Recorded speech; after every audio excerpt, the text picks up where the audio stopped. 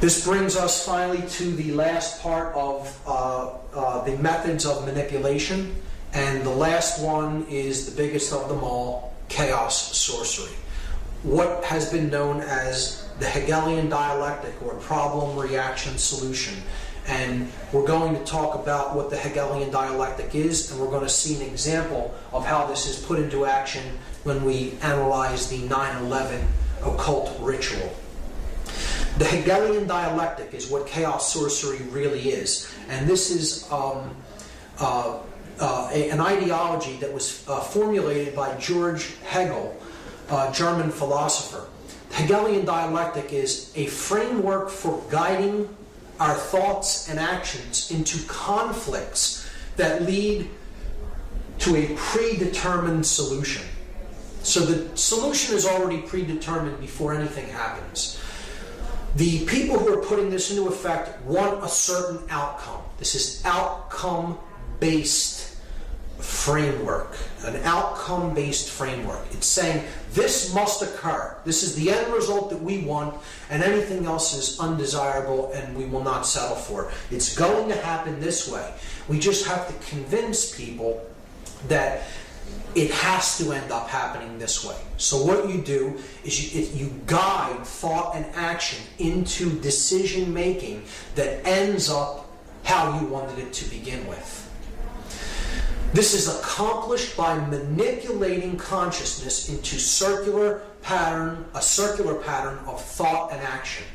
So again, it's a manipulation of consciousness. It's ultimately about mind control. The synthetic solution to these conflicts cannot be introduced unless those being manipulated take a side that will advance the predetermined agenda. The agenda is already predetermined. We just need to create a synthetic conflict to make this come into manifestation the way we have it originally planned and designed. So, this is Hegel's dialectic, and it is not so much that Hegel is an evil person in his own right. This is another perversion. How chaos sorcery is used as an example of the Hegelian dialectic is it's a modified version of this dialectic for a dark purpose, for manipulation. The researcher David Icke has called this problem, reaction, solution. And it's a great term for it because it describes it perfectly. You create the problem to get a reaction, and then you offer the solution. The solution was already predetermined. But I like to call it chaos, confusion, opportunity, because I think it more accurately describes what the process that's taking place is really about. You want to create chaos. You need a chaotic situation created, because the reaction that you're looking for is confusion, not knowing what to do or how to act appropriately to the situation. Once confusion enters the mix, you have fear-based consciousness. So the person is willing to accept all kinds of limitations and control to go back to order. And therefore, that's your opportunity to bring in your predetermined solution and get them to go along with what you originally wanted. David Rockefeller described the Hegelian dialectic perfectly. He said, "We are on the verge of global transformation. All we need is the right major crisis, and the nations will accept the new world order." And it's not the light one that he's talking about. This was the major crisis that they introduced. The events of 9/11, 2001, was an example of the modified Hegelian dialectic. It was an example of chaos sorcery. It was an occultic ritual of human sacrifice that involved three major examples of occultic symbology and ideology in the work to create the synthesis that they were looking for. And those three occult schools or occult ideologies that were employed on that day, the symbolism of which was employed on that day, was Kabbalah, Tarot, and Freemasonry. Now, before we get into any confusion at all, I want to state emphatically that I do not believe that any of these systems are evil in and of themselves. It is how occult sciences are used, occult knowledge is used by the practitioner to what end that determines whether they're wielded for good or evil. So it is not these practices or these systems that are of knowledge that are evil in any way. They are simply knowledge, and it is how they are used. Let's get that straight right off the bat.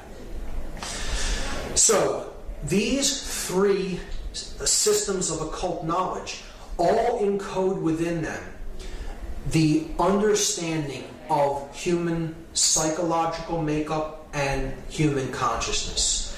And the ritual of 9/11 is ultimately about the destruction of that knowledge and keeping the truth down, keeping our awareness down, destroying our awareness, destroying consciousness. So we're going to look at some examples of this occultic iconography and symbolism that was used on that day. The most glaring example of which is in tarot. This is the tarot image known as the Tower.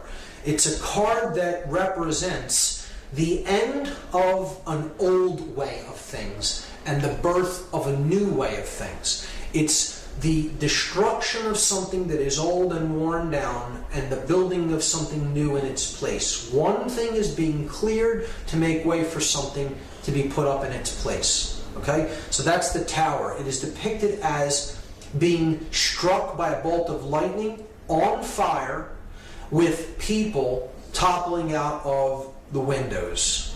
And that is exactly what we saw on the day of 9/11, 2001. We saw towers that were struck by forces. They were on fire, and people were leaping from the windows. So clearly, the occultic symbology of this particular tarot card was employed on that day. Whether this be totally by design or it be synchronicity, I'll leave that up to the audience to decide. But one of the main things we have to understand how this ritual went into effect is that two buildings did not collapse in New York City. 3 buildings came down on that day in New York City alone. Many people still do not know this or understand it, amazingly, because the mainstream media only showed the collapse of this building here to the right only one time and never really showed it again, unless you go on the internet and search for the video of the collapse of World Trade Center number 7. Some people are still unaware that a third building came down at 5:20 p.m. on that day. So we have to understand first that not only the Twin Towers collapsed into their own footprint, but so did Building 7, a 47-story steel, concrete and steel reinforced building, collapsed into its own footprint in approximately 6.5 seconds at 5:20 p.m. on 9/11/2001, when no plane had struck it. So I'm not here to argue the physics of 9/11. I'm not here to even talk about any of the aspects of the how part of 9/11, the physics or the how it happened. I'm much more interested in using my time to discuss the why and the implications of the occultic symbology employed in what I consider a dark occult ritual, a ritual that embodied the modified Hegelian dialectic. And so the first thing to understand is 3 towers came down, 3 pillars, if you will, came down on 9/11, not 2. The first occult system that I'm going to look at in relation to 9/11 is Kabbalah. Kabbalah is an ancient Semitic form of occultism. Judaism takes some of its roots from Kabbalah, and this is the main symbolic structure, or this main symbolic icon of Kabbalism. It is known as the Sephirotic tree of life. This is known as the ladder to God. Okay? The levels that go up in consciousness to God. And there are 10 of these spheres on the tree. If you count them, there are 10 total. This is 1, 2, 3, 4, 5, 6, 7, 8, 9, 10. They're known as, these spheres are known as Sephirot. So the 10 Sephirot comprise the tree of life. Now, in the books that describe this symbol, the Sephirotic tree, they're the Zohar and the Sefer Yetzirah. They look at it as that there are only 10 Sephirot. There are not 9 and there are not 11. This is specifically worded into these books. To speak of there as being any more or less Sephirot is considered like a blasphemy in Kabbalah, because there are only 10. So this is where part of the name, the name of the ritual comes from. Not 9, not 11, but yet we have the ritual happens on 9/11. And we'll talk about the occult significances of the numerology as well when we explore that. But in Kabbalah, 9 and 11 are considered blasphemies against the 10 Sephirot, if you speak of there as being any less than 10 or any more than 10. And we also see that the symbolic numbers, the numbers of these buildings are symbolic when we relate the ritual to Kabbalah, because the buildings that came down were the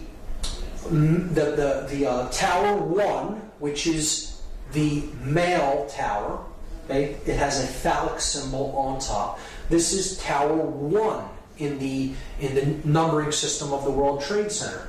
The feminine tower is tower number 2. And then this building is World Trade Center 7. So if we add them together, we get 1 plus 2 plus 7, and that equals 10. So we see there are 10 Sephirot. The building numbers total 10. So they're bringing down the 10 in the buildings, and they're bringing down symbolically the 10 Sephirot. You see, in the Sephirot, there are 3 pillars, 3 columns. You have this left-hand path known as the path of severity. You have the right-hand path that is known as the path of mercy. Again, these are corollaries to the Freemasonic pillars. This will be the pillar of mercy, which is Joachim. This is the pillar of severity, or Boaz. And then you have the path of mildness, or the path of will. Will to ascend in consciousness. This sphere representing base consciousness, and this sphere representing cosmic consciousness. Without going into very deep explanations of what each Sephirot represents, just understand that this middle pillar is the synthesis between these two. This represents too much male aspect or control. This could be too much capitulation to control. You can look at it that way, with this path being severity, this path being mercy. You could look at it as this path is not being a controller and also not being a slave. It is not being a dominator nor capitulating to domination. Therefore, the middle way, as it is called in Buddhism, the unification of male and female, the chemical wedding. It is the ascension from base consciousness through connection with conscience, the heart chakra, and attaining cosmic consciousness or higher level awareness, represented as the crown Sephirot. See, if you collapse these in, right? If you were to take these 3 levels and collapse them in right into the middle pillar to bring these dual aspect Sephirot into one, you would see that this really represents the chakra system. the 7 chakras. You would have the base chakra, the sacrum chakra. These two comprise the solar plexus chakra, the heart chakra. These two comprise the throat chakra. These two comprise the third eye chakra, and that comprises the crown chakra. So there's the 7 chakras. All right? And we see that that would be on the middle pillar, and it would contain 7 chakras. And again, the middle pillar here is building 7. All correlates perfectly. Here are the chakras representing the 7 planets. Up the middle pillar, the spinal column, the raising of the Kundalini energy up the spine and to the top of the head. From down here, the farthest out from the sun until we get up to the solar mind. And the earth being the heart chakra of the system. The earth and moon right in the middle. It would be the 4th of the 7 chakras. And that's what's ultimately being brought down. The consciousness is being destroyed and leveled by the leveling of these towers. Okay, so that's Kabbalah. That's the Kabbalistic aspect of the destruction of the World Trade Center buildings, the 3 pillars of the World Trade Center. The second occultic tradition, tarot, we see again the columns of Joachim and Boaz. Now, see, they're reversed in this example. They're the same way that they are in the Kabbalistic Sephirotic tree of life. But this is the male pillar, the light pillar, the pillar of mercy.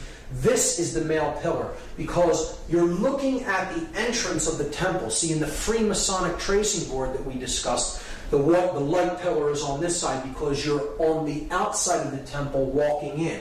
In this example, you're inside the temple looking toward the outside, and the goddess is seated in the temple and she's veiled from the outside. So if you were to picture yourself walking in from behind her, right, and she's veiled, the Joachim pillar would be to your left. And that is the male pillar, and here we see the male pillar with the phallic symbol. The feminine pillar, see, it's on her right side. This one's on her left side. So you have the feminine pillar, which would represent Boaz. The masculine pillar here would represent Joachim.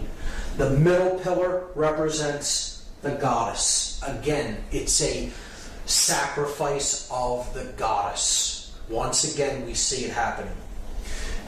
Here we see she's the moon goddess. She has the cross on her chest, the cross of the sun, that she carries within, that she gives birth to.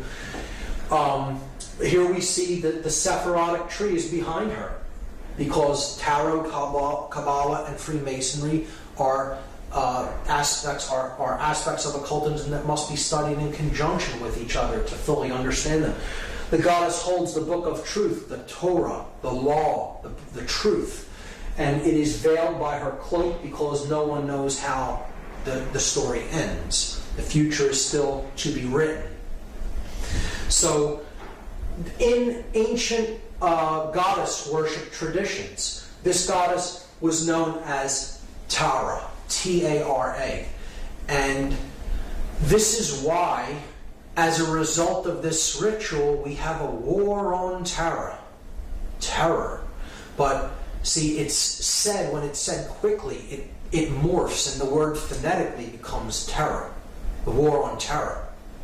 The war on the goddess, the war on the sacred feminine, the war on our emotional feminine aspect, to shut down conscience and to simply follow orders, to do whatever we are commanded to do, to simply follow orders without conscience being involved. The sacrifice of the goddess, care, conscience, the sacred feminine principle of the individual.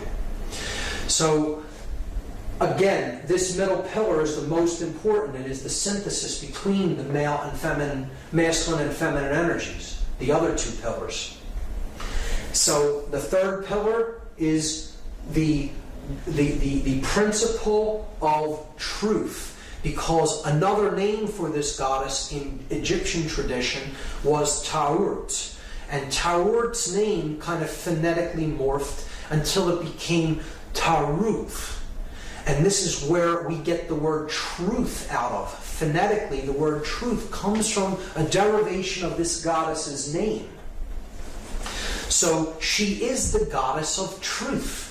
Now this is why there is a 9/11 truth movement, because they took too big of a chance in completing the ritual when no plane had hit it.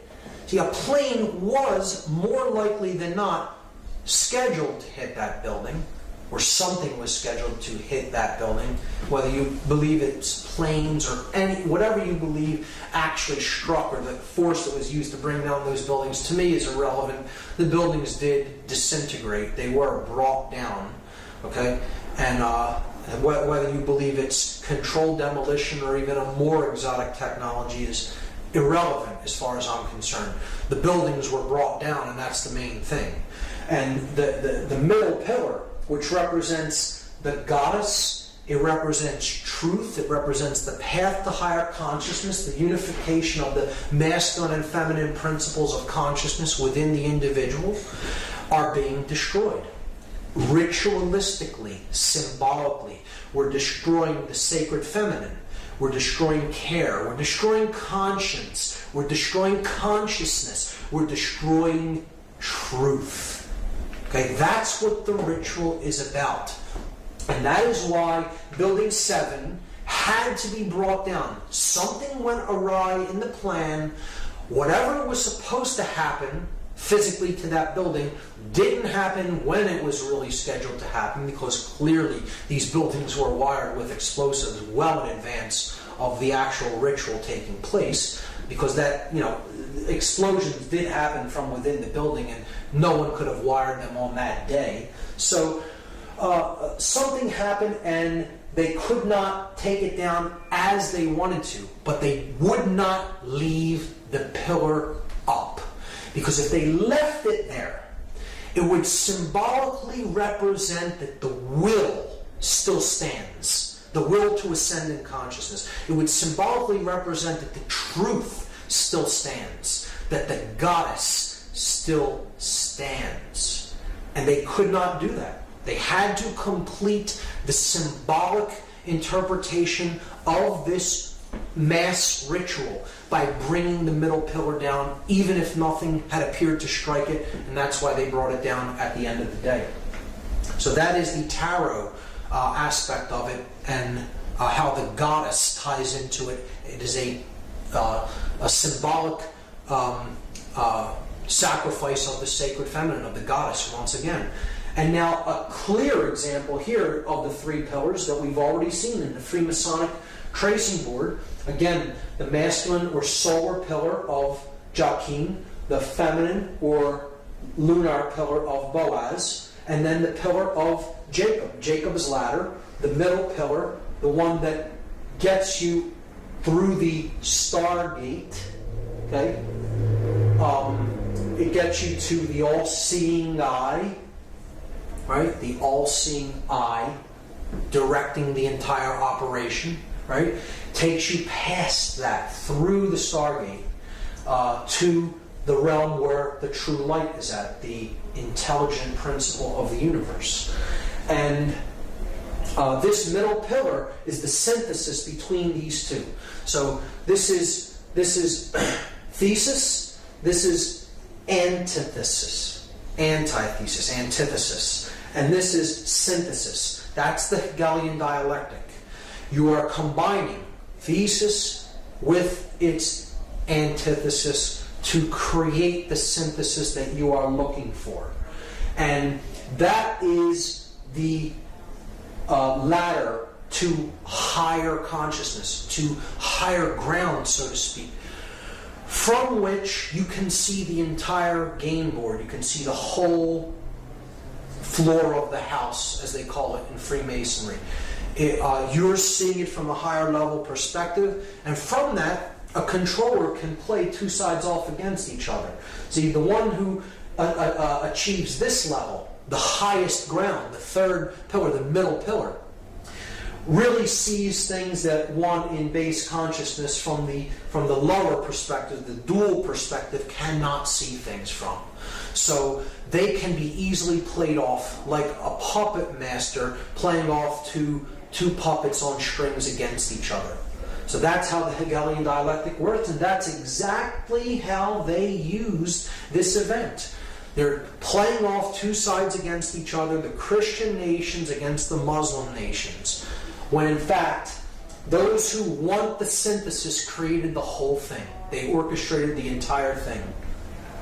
And they got their synthesis, rushing off into wars with countries that really did not have anything to do with the events of that day, because it was a highly orchestrated occultic event controlled by the hidden sorcerers from behind the scenes, and this entire operation was directed from that all-seeing eye, the Pentagon.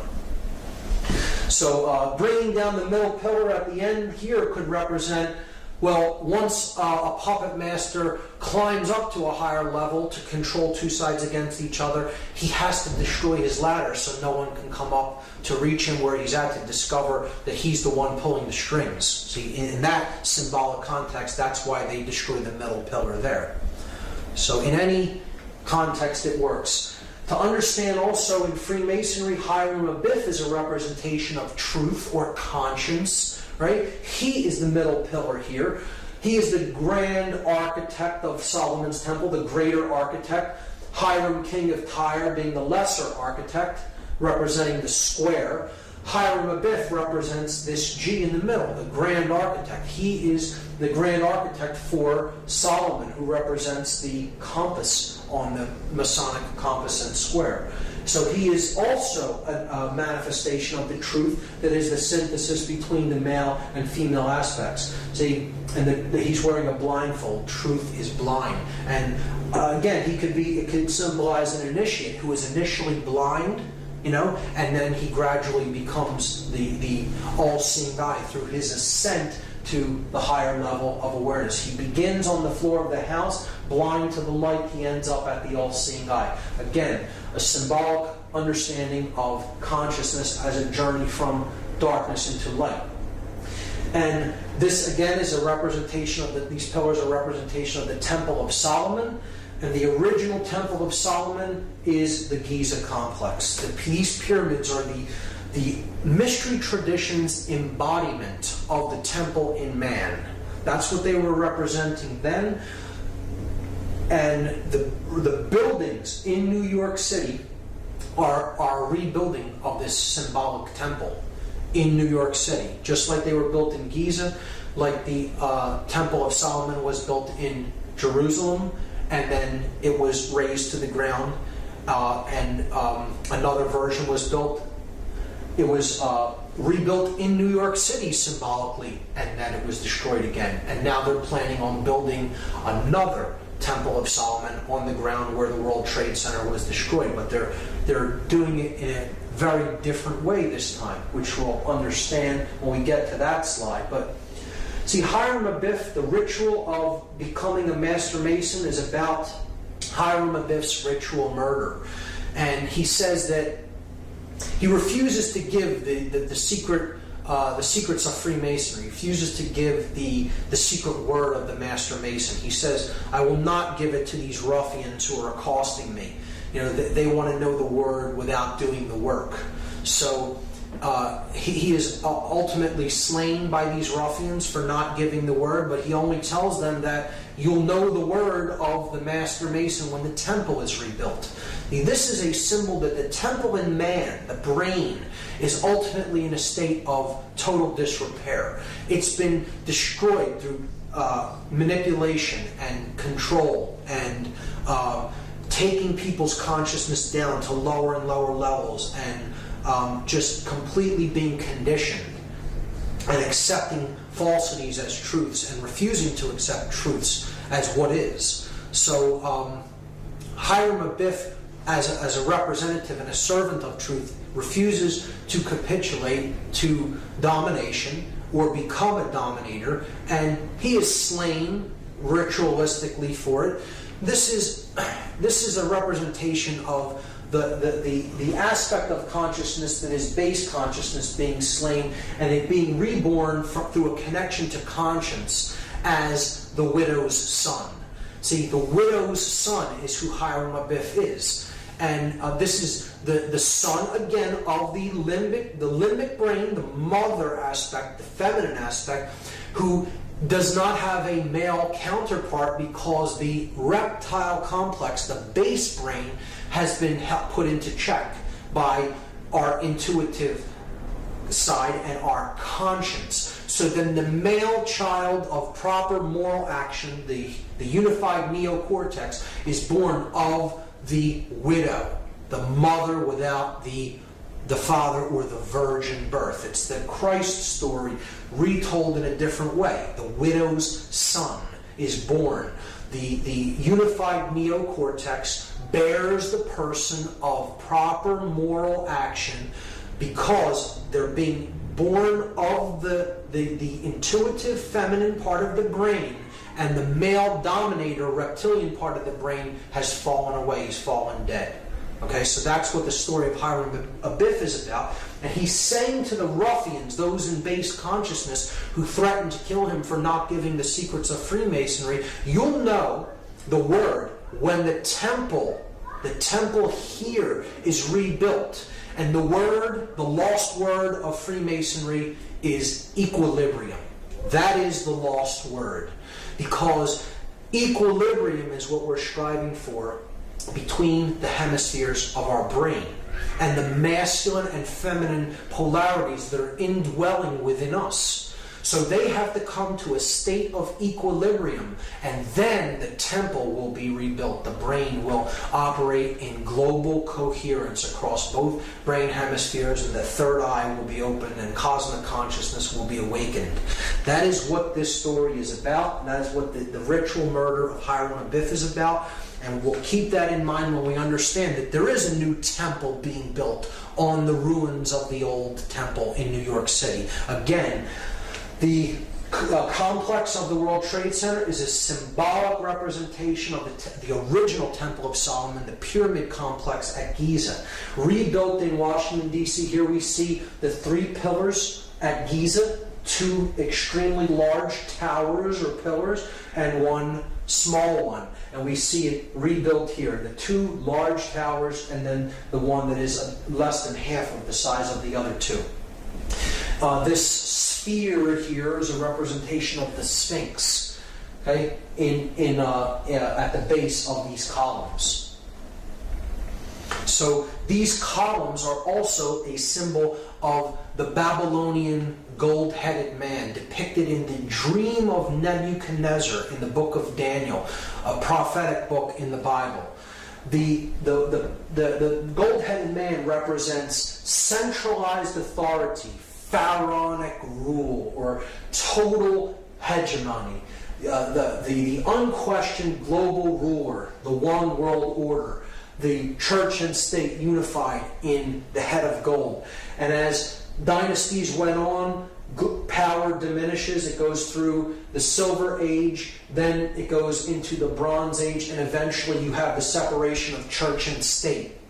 And you have the iron legs of the separation of church and state, and then you eventually get to the clay feet if you study this symbology in Daniel. And it's understanding how power is amassed, and eventually through time it is diminished until they're trying to get back from this level to this level. And that is what the Dark New World Order would be.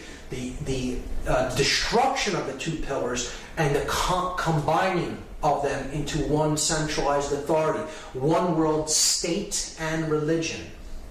That's what the New World Order ultimately is about, the Dark New World Order. So they're destroying these 2 iron legs. They're destroying the iron legs of the Babylonian gold-headed man to try to get back to one centralized authority of church and state. These pillars could be seen symbolically as church and state being destroyed.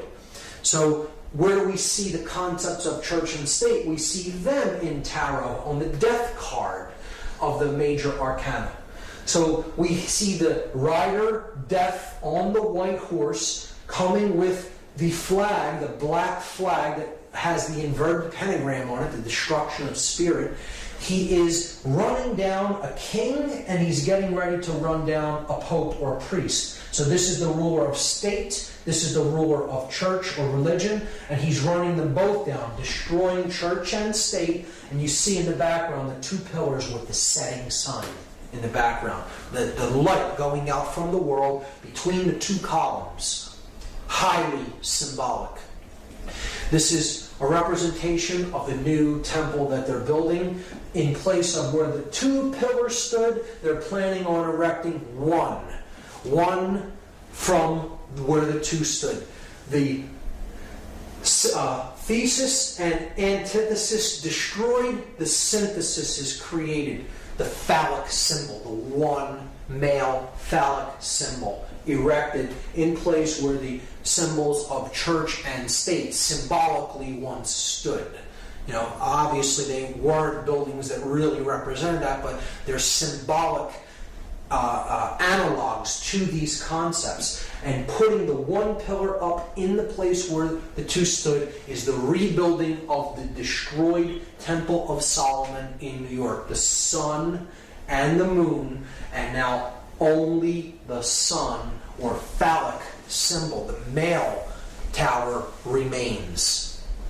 That is what 9/11 was about. 9/11, incidentally, the Freedom Tower is what that building is going to be called, and it's scheduled for completion in the year 2012. I'm sure to correlate with other dark prophecies of apocalypse or Armageddon, and which isn't what I see 2012 as being at all. I see it really being the birth of consciousness, because they're not able to put consciousness down. Their ritual failed. There is hope in the fact that the Building 7 stood, and they had to bring it down and essentially screwed up the entire thing by really making people come online and understand that this was an inside job and this was an occult ritual, by bringing down that middle pillar when nothing had hit it. So that was the ultimate mistake in this whole ritual enactment, and as far as I'm concerned, they did not fulfill the agenda that they were trying to fulfill by this ritual being enacted. Instead, they initiated a great awakening within the human population. As the researcher Michael Tessarian is fond of saying, did 9/11 shake us up, or did it? So now, just as we did with the reverse of the Great Seal on the back of the $1 bill, I'm going to examine the gematria, the occultic numerology involved in the 9/11 event. These are the numbers of the three flights that struck these three buildings. The North Tower was struck by Flight 11, the South Tower was struck by Flight 175, and the Pentagon was allegedly struck by Flight 77. Now, there is another flight that was involved on that day that crashed in Shanksville, Pennsylvania by an unknown act of will, shall we say. And this was Flight 93, and it is my contention that Flight 93 was indeed headed for World Trade Center number 7, Building 7 of the Trade Center, not to Washington, D.C., as is claimed. And this, to me, makes much more sense than it heading toward Washington, D.C., because I believe it was there to strike a building that had already been wired to allegedly collapse, as the two twin towers were, and that was Building 7. And the flight not making it to that building meant that they had to make a decision about whether to pull that building or to allow it to stand, and we know what they chose. So I'm going to place 93 over Building 7, and at first this would seem like a very arbitrary arrangement of numbers, and that these numbers don't have any commonalities to them, until we begin to perform gematria upon them. And then we see a very clear pattern emerge. So, I'm going to leave 11 as is for now, and I'm going to reduce or add these two numbers together and get a total. So 9 plus 3 is 12. 1 plus 7 plus 5 is 13, and 7 plus 7 is 14. So now, the floor planes, we have a clear pattern. We have the pattern 11, 12, 13, and 14. And we could further reduce those down to one digit. We add 1 plus 1 and we get 2. 1 plus 2 is 3. 1 plus 3 is 4. 1 plus 4 is 5. So we have the pattern 2, 3, 4, 5. When we add those together, 2 plus 3 plus 4 plus 5, we get the total 14. And again, there's that symbolic number again that totals 5, that is about the 5 elements: earth, air, water, fire, and spirit. But it is the separation of them, the 1 and the 4, the spirit and then the 4 elements. This is the 14th level of that pyramid, where the light is at, the 13 levels of stone, and then the light at the top, the 14th level. So look at the 9/11 date, 9/11/2001. You add up all of these numbers, 9 plus 1 plus 1 plus 2 plus 1 in 2001, and you get 14 again. So not only is it the date, it's the powers that did the act. Okay? The 4 planes totaled to 14. Their digits all totaled make 14. So the powers that perform this act are the 14. And this correlates with the 14th level of this pyramid, or the illuminated ones, the sorcerers behind the scenes that are manipulating the events of the world. So we have this arrangement on the building: 77 at the Pentagon, 11 at the North Tower, 175 at the South Tower, 93 at Building 7. If we add the 2 planes that struck these towers together, we get the number 186. 175 plus 11 is 186. Now, these are the planes that struck the twin towers, the North and South Tower.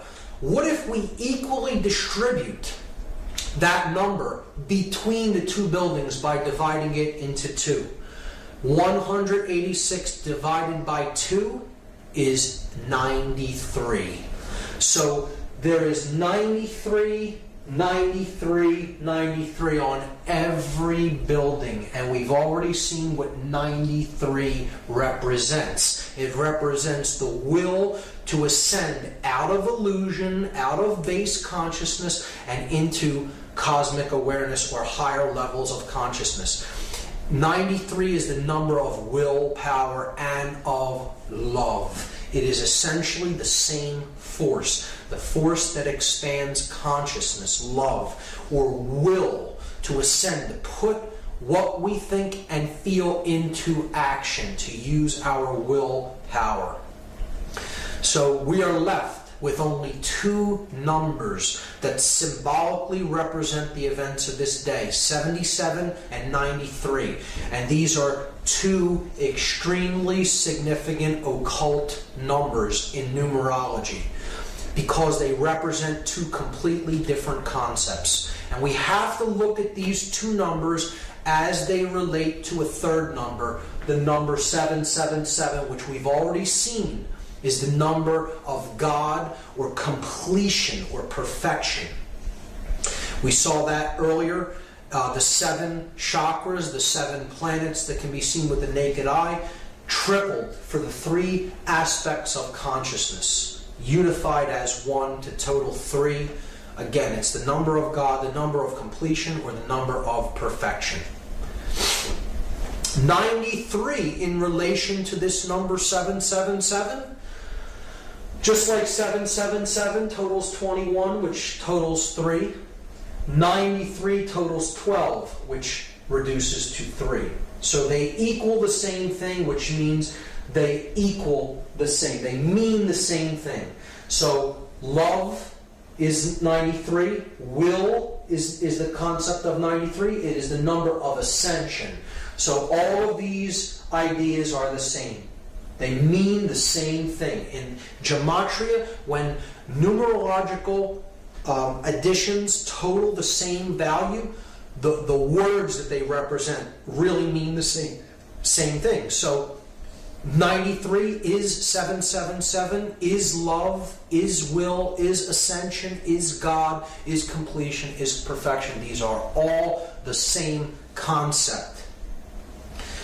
The number 77 is very significant. It is the 14. It is the dark aspect of that light in the triangle, the ego, the all-seeing eye that is identified with building that pyramid upward, the physical form, the physical world, ruling, control, sorcery.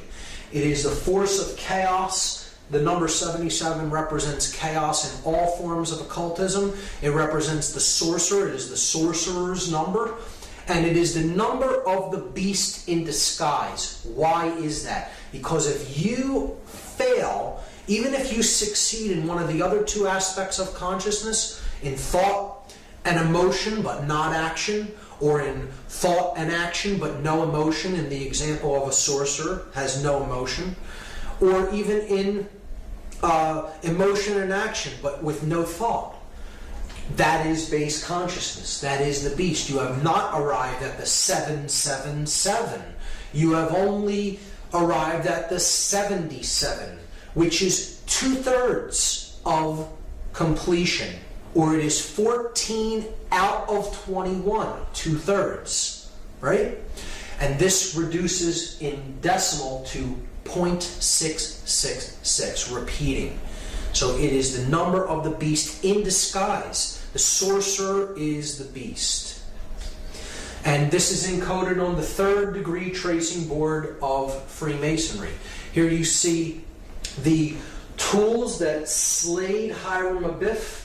He is finally struck with the mallet, representing ignorance, the light going out, the third eye being struck, put into the coffin, okay?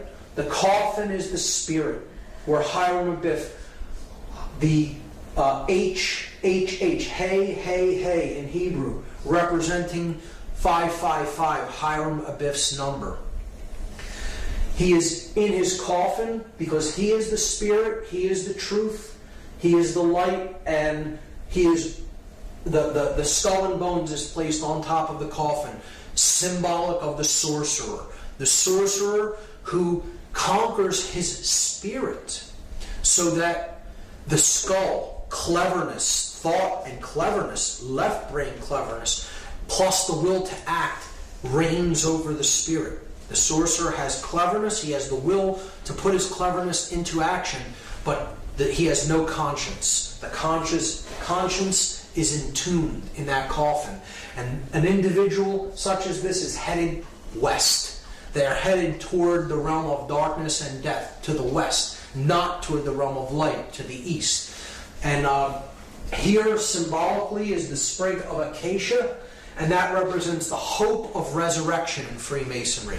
So this is the hope that one who has destroyed their own spirit through their usage of their intellect and their will to act in an egoic fashion may indeed still be able to resurrect the spirit and come to a place of moral uprightness and conscience. So that is what this tracing board represents, and it is the 3rd degree tracing board. It is saying you may now be initiated into some of the mystery, into some of the knowledge, but you must use that with spirit intact and not use it as a sorcerer. Otherwise you are headed west and you are not headed toward the true realm of light, which lies to the east. And I think that's a great allegorical explanation for morality. And we see, therefore, that the two numbers that this ritual reduces down to is 77 and 93, and the positions that they are in is all telling. The purpose of the ritual is so that the sorcerers that are consider themselves the all-seeing eye of consciousness, okay, are destroying others' ability to find truth, to give birth to conscience, and to rise in consciousness. And they're destroying that ladder to the higher realms. of consciousness. Or if we replace 77 and 93 with their symbolic analog, 77 the number of the beast in disguise, 93 another variant for 777 the number of God. Look at what this ritual is really about symbolically. It is about the beast reigning above God, the beast becoming God and destroying God. That's what it's ultimately about. That's how dark this ritual really is. It is about the ego and illusion conquering the spirit and conquering higher consciousness. We can see that it is encoded in the date itself. 9/11 reduces to 9/2. We're just adding the two ones together. And there we have symbolically the entire ritual encapsulated in the name. 9/11 is 92. See, it is not 93. It's one short of love, of ascension, of will, of God. It is falling short of the divine. That's what this whole event was about. That the idea that human will is falling short, and now the time of the beast is upon us. See, 92 out of 93, falling short of love, will, ascension, God, reduces to 11 out of 12, which reduces to 2 out of 3, which again is the number of base consciousness. It is the number of the beast when it is reduced to its decimal format. And that's what the whole ritual of 9/11 was ultimately all about. It is about the destruction of the ladder to God, bringing down the Kabbalistic tree of life, the 10 Sephirot, 1, 2, and 7, bringing them down to destroy the ladder with which we can use to ascend in consciousness. It is about the destruction of the truth and the goddess, a human sacrifice ritual. Those people were ritualistically sacrificed in this evil doing. And it is about the destruction of the sacred feminine, of care, of truth. Another ritual to immolate the goddess of care. The goddess that represents the earth, Terra. Again, you hear politicians say, if you are not with us, you are with the terrorists. Tara, the goddess, the Mother Earth. Terra is the name for earth. If you're not with us, you're with those who side with the earth and the Mother Goddess, right? And it was also used to create the Hegelian dialectic, the bringing down of thesis and antithesis to create synthesis, the sorcerer's middle pillar. That's what the event of 9/11/2001 was all about. An occult ritual to bring about the dark, modified version of the Hegelian dialectic. Chaos, confusion, opportunity. General Douglas MacArthur talked about the Hegelian dialectic. He said, our government has kept us in a perpetual state of fear, kept us in a continuous stampede of patriotic fervor with a cry of grave national emergency. Always there has been some terrible evil at home or some monstrous foreign power that was going to gobble us up if we did not blindly rally behind it. Create the chaos. Get the confused, fearful reaction, and then that's your opportunity to offer the solution that you had in waiting. Hermann Goering perfectly understood this, one of the highest ranking officials of the Third Reich, the Nazi regime. He said, naturally the common people don't want war. Neither in Russia, nor in England, nor for that matter in Germany. That is understood. But after all, it is the leaders of the country who determine the policy. And it is always a simple matter to drag the people along, whether it is a democracy, a fascist dictatorship, a parliament, or a communist dictatorship. Voice or no voice, the people can always be brought to the bidding of the leaders. That is easy. All you have to do is tell them they are being attacked and denounced the peacemakers for lack of patriotism and exposing the country to danger. It works the same in any country. And that is what we saw on 9/11. Except it wasn't just telling the people that they were attacked. This is what Hitler did.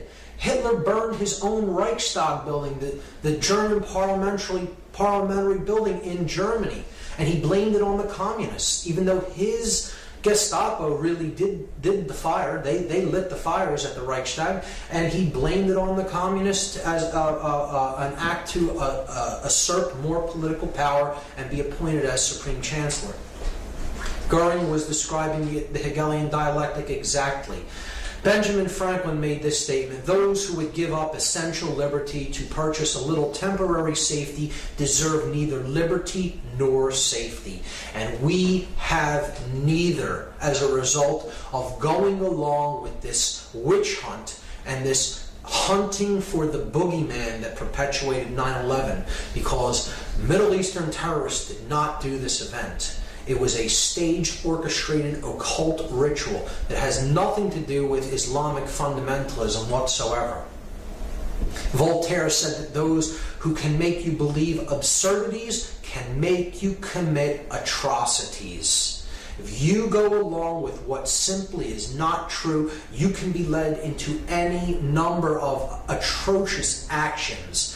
And really, that's what the ritual was all about, to keep us in a perpetual state of fear so that we are easier to control. And that's what the whole fear of terrorism and the terror alert system is all about. See, just like Hitler burned his parliamentary building, we had our Reichstag fire called the 9/11 event, and it's just about an attack on civil liberties and our rights and our right for freedom of speech, and just to curtail all the God-given rights that we already possess as an attack on our personal sovereignty. And people will be willing to give up more personal sovereign rights if their consciousness is shut down through fear. They bought into the fear, and now we're going off in other lands that really had nothing to do with this event, and we're waging war and killing millions of innocent people as a result of this total fraudulent staged event. And these are the atrocities that we're committing because we've believed in this absurdity. The murder of children, torture, now seen as acceptable in many circles, absolutely reprehensible actions perpetrated upon people that do not deserve to be treated like animals, which is what they're doing to many of the prisoners that they're holding in oftentimes secret prison camps. And it's just a further perpetuation of suffering and fear into the world that is a self-perpetuating cycle and creates more and more of the same dynamic: fear, disorder, chaos. That's what the whole event was about. Encapsulated in the 33rd degree of the 33rd degree of the Order of Freemasonry is this symbol, the double-headed eagle, which represents he who sees the past and the future, because ultimately the same force is controlling both and directing both. And it's about order out of chaos. Deus meum quae Deus is a Latin phrase that means God and my right. God and my right, like the divine right of kings. And ordo ab chaos, another emblem of the 33rd degree, chaos, sorcery. Our brand of order out of our brand of chaos. Now, there is a positive interpretation of this emblem and of the phrase ordo ab chaos. Order does indeed arise from chaotic situations when you look at putting water into a vessel and taking it from one level up to a higher level. That is the way consciousness ascends. It has to be a chaotic event, but then it comes up to a higher level and then it maintains equilibrium and order again. So that is a way of seeing this principle as in a positive way, but in this event, certainly dark occultists manipulating sorcerers are orchestrating this event as an example of chaos sorcery, chaos magic, to bring about their Hegelian dialectical order out of the chaotic events that they themselves orchestrated. And that is the final method of manipulation. So now